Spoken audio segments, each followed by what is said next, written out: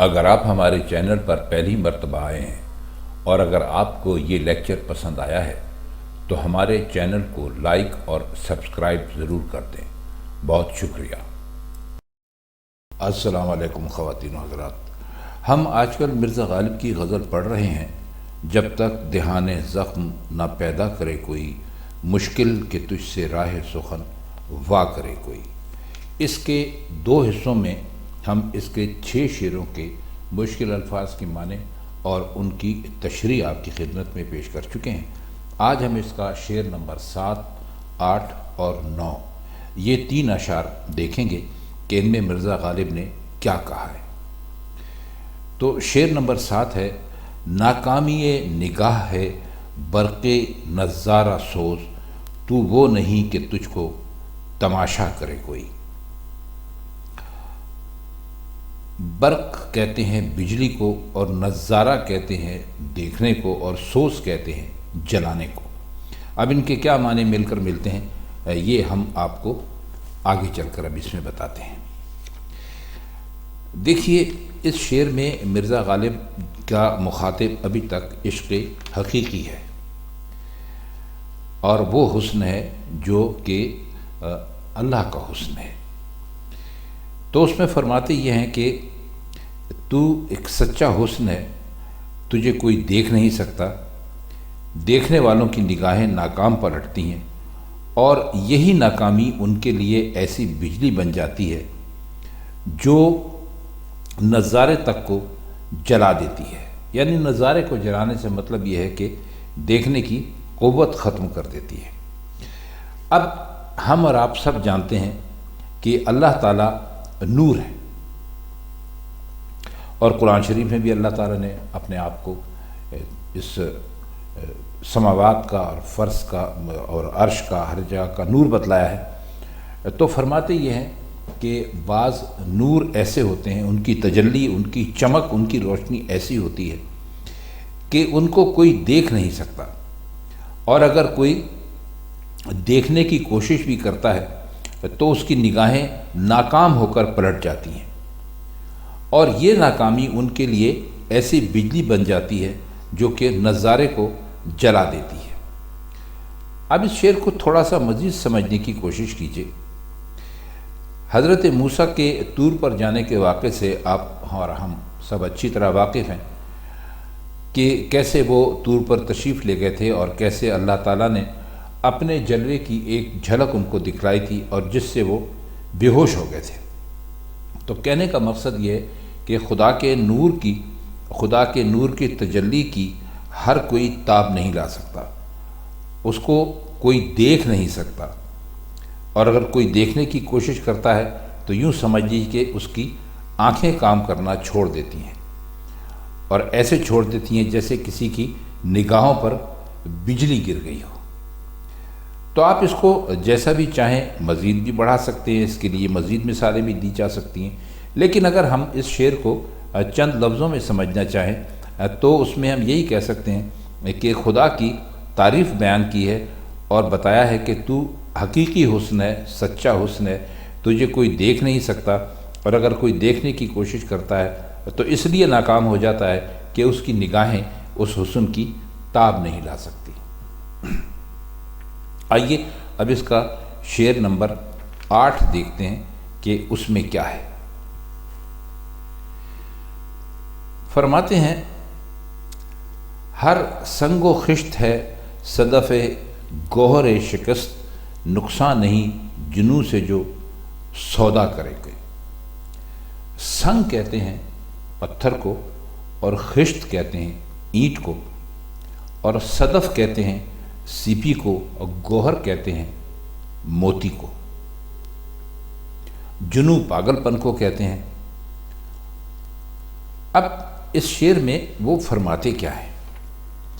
فرماتے یہ ہیں کہ جنون کی حالت میں، یعنی پاگل پن کی حالت میں سودا کر لینا نقصان کا باعث نہیں ہو سکتا۔ اب ظاہر ہے کہ یہ بھی عاشقوں کے لیے کہا گیا ہے، جو مجنون ہو جاتے ہیں، پاگل ہو جاتے ہیں، دیوانے ہو جاتے ہیں، اور لڑکے بالے ان کے اوپر پتھر پھینکتے ہیں۔ شاید آج کے دور میں ایسا نہیں ہوتا، غالب کے زمانے میں ہوتا ہوگا، اور ویسے بھی ہم سنتے یہی آئے کہ جو پاگل ہو جاتے ہیں ان کو لوگ پتھر مارتے ہیں. اس پر بہت سارے اپنے فلمی گانے بھی سنے ہوئے ہوں گے کہ بھئی دیوانے کو پتھر سے کوئی نہ مارے. مطلب یہ ہے کہ پاگل کو ایک طرح سے ہمارے ہاں پاکستان، ہندوستان وغیرہ میں اسی قابل سمجھا جاتا تھا کہ اس کو پاگل سمجھ کر اس کے دورے کے دوران اس کو پتھر مارے جائیں. حالانکہ یہ کوئی اچھی بات یا کوئی اچھی روایت نہیں تھی، لیکن بہرحال ایسا ہوتا تھا. تو اس کی مثال بھی مرزا غالب نے دی. تو شاید ان کے زمانے میں بھی ابھی تک ایسا ہی ہو رہا ہو. تو وہ یہ کہتے ہیں کہ اگر کوئی پاگل ہے اور وہ کسی چیز کا سودا کر لیتا ہے تو وہ نقصان دہ نہیں ہے. اب اس کی وجہ کیا بتائیے؟ کہتے ہیں کہ جو لڑکے بالے مجنوں پر یا پاگل پر جو اینٹ پتھر کوڑا وغیرہ پھینکیں گے، ان میں سے ہر ایک ایسی سیپی بن جائے گا جس کے اندر سے شکست کا موتی نکلے گا. اب اس کا مطلب کیا ہوا؟ اس شعر کا سچی بات تو یہ ہے کہ پہلا مصرع جو ہے وہ صرف الفاظ کا ہیر پھیر ہے. شکست سے یہاں پر مراد ان کی ہے سر کا ٹوٹنا، کہ بھئی کوئی پتھر یا کوئی اینٹ سر پر آ کر لگی تو سر ٹوٹ گیا، پھٹ گیا. تو اس ٹوٹنے کو مرزا غالب نے موتی قرار دیا، اور ہر سنگ و خشت کو، یعنی ہر پتھر یا اینٹ کو یا ڈھیلے کو جو بھی اس کو مارا گیا، اس کو ایک صدف کہہ دیا، یعنی سیپی کہہ دیا. اب بظاہر اینٹ پتھر کے بجائے موتی ملے، نقصان کا سوال ہی پیدا نہیں ہوتا. لیکن یہ وہ موتی نہیں ہے جو بادشاہوں کے تاج میں اور حسین لوگوں کے ہاروں میں لگے ہوئے ہوتے ہیں، بلکہ سر اور ہاتھ پاؤں ٹوٹنے کے موتی ہیں جو یقیناً نقصان ہے. مگر اس لیے نقصان نہیں سمجھا جاتا کہ دیوانے کو اینٹ اور پتھروں ہی کی ضرورت ہوتی ہے، تبھی وہ ایسے موتی پاتا ہے. ہم نے اپنی بات سمجھانے کی کوشش کی. اگر آپ اس شعر کو ان الفاظ کی، مشکل الفاظ کی روشنی میں 2-3 مرتبہ پھر پڑھیں گے تو یہ آپ کو پوری طرح واضح ہو جائے گا. لیکن پھر بھی میرا خیال یہ ہے کہ ہم نے جو آپ کو ابھی تک بتایا ہے اس کی روشنی میں آپ کو یہ شعر ابھی تک واضح ہو جانا چاہیے. اگر نہیں تو ہم مزید کوشش کر دیتے ہیں کہ وہ فرماتے یہ ہیں کہ جو انسان کے سر پہ پتھر لگتا ہے تو وہ اس کے اندر وہ ہر سنگ اور ہر خشت کو موتی سمجھ لیتا ہے کہ بظاہر اینٹ پتھر کی بجائے موتی ملے تو نقصان کا سوال ہی پیدا نہیں ہوتا. لیکن وہ پھر یہ بھی کہا کہ بھئی وہ موتی نہیں ہیں جو بادشاہ وغیرہ استعمال کرتے ہیں، یہ وہ موتی ہیں. ان کو اس لیے نقصان نہیں سمجھا جا سکتا کہ دیوانہ یہ موتی لینا چاہتا ہے، یعنی جب اس پر دیوانگی طاری ہوئی تو اس نے موتیوں کی بجائے ان پتھروں کی خواہش کی، اور لوگ اس بات کو سمجھے نہیں تو لوگوں نے جتنے پتھر مارے وہ سب اس کے لیے ہیرے موتی کے برابر ہیں.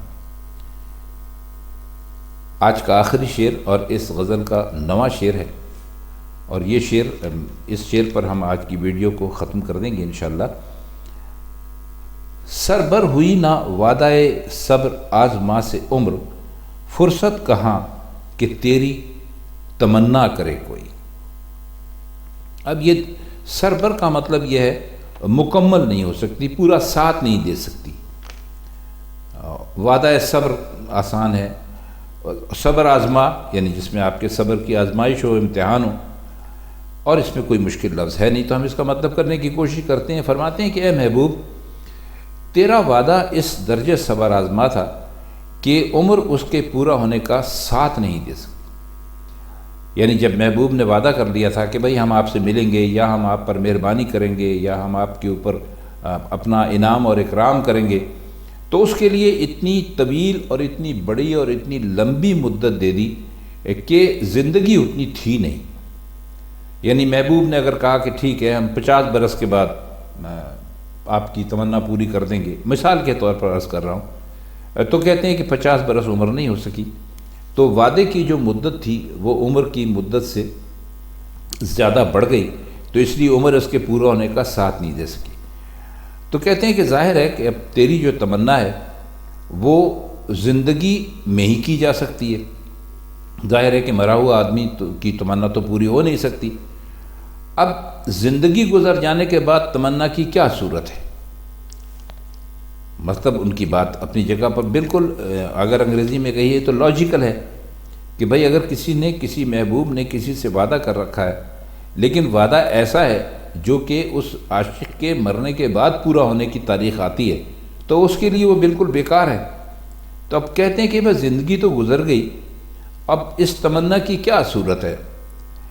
تو کہنے کا ان کے مقصد یہی ہے کہ آپ نے جو ہم سے وعدہ کیا تھا وہ وعدہ آپ چونکہ ہماری زندگی جو تھی اس سے زیادہ اس میں آپ نے ہمیں وقت دے دیا تھا، تو یہ حقیقت واضح ہو گئی کہ ہماری جو عارضی عمر ہے وہ تیری آرزو کے لیے کافی نہیں۔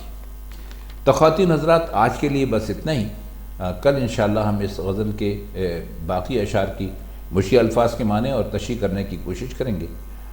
آپ سے بس چلتے چلتے یہ درخواست ہے کہ اگر آپ کو یہ غزلیں اچھی لگیں یا یہ شرح آپ کو پسند آیا کرے تو آپ کم از کم اور کچھ نہیں تو ان کو لائک ضرور کر دیا کیجئے، اس سے ہماری بڑی حوصلہ افزائی ہوتی ہے۔ تو اب دیجیے اجازت، انشاءاللہ پھر ملاقات ہوتی ہے۔ خدا حافظ۔